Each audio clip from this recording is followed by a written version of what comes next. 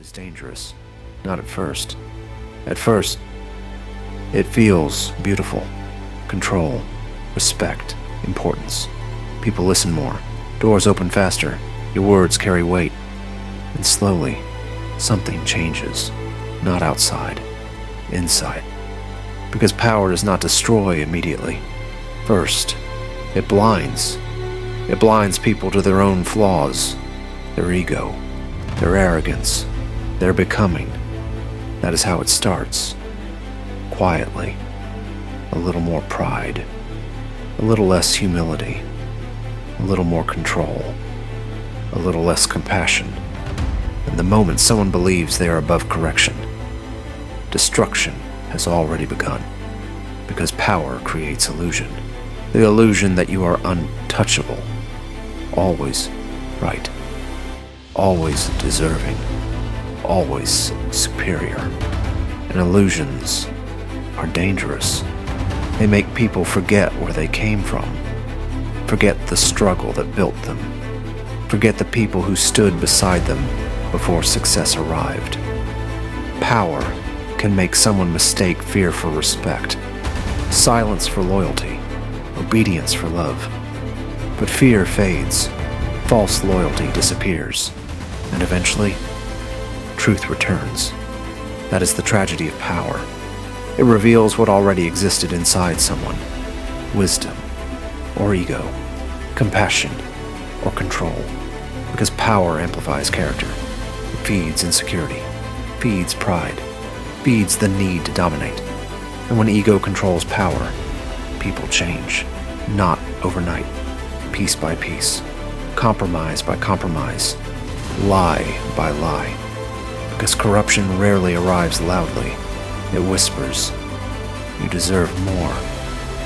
You're above the rules. No one can stop you." And slowly, conscience becomes quieter. That is the blindness, the inability to see yourself clearly anymore. Most people do not notice it happening, because power often rewards behavior that should be questioned. People praise success without examining character. So ego grows unchecked, and eventually, the fall begins. Because power without self-awareness always collapses. Maybe not publicly, maybe not immediately, but always internally. Because arrogance creates isolation. The more someone believes they are above others, the more disconnected they become from truth.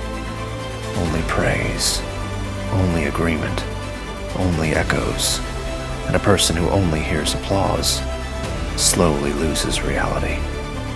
That is how destruction enters, not through weakness, through blindness, through believing you no longer need humility. You stop listening, stop learning, stop questioning yourself, and the moment growth ends, decay begins. Because power without reflection turns dangerous. It makes people cruel without realizing it, cold without noticing it, empty without admitting it. But life humbles everyone eventually. Power cannot stop consequences, cannot stop truth. And when reality arrives, it arrives brutally. Because the higher ego climbs, the harder it falls. The same pride that once made someone feel invincible becomes the reason they collapse. Because power without wisdom becomes poison, not only to others, but to the person holding it. That is why real strength is not gaining power. It is controlling it. Staying humble when others praise you. Staying grounded when ego wants more.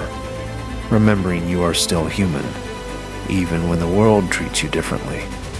That is the real test.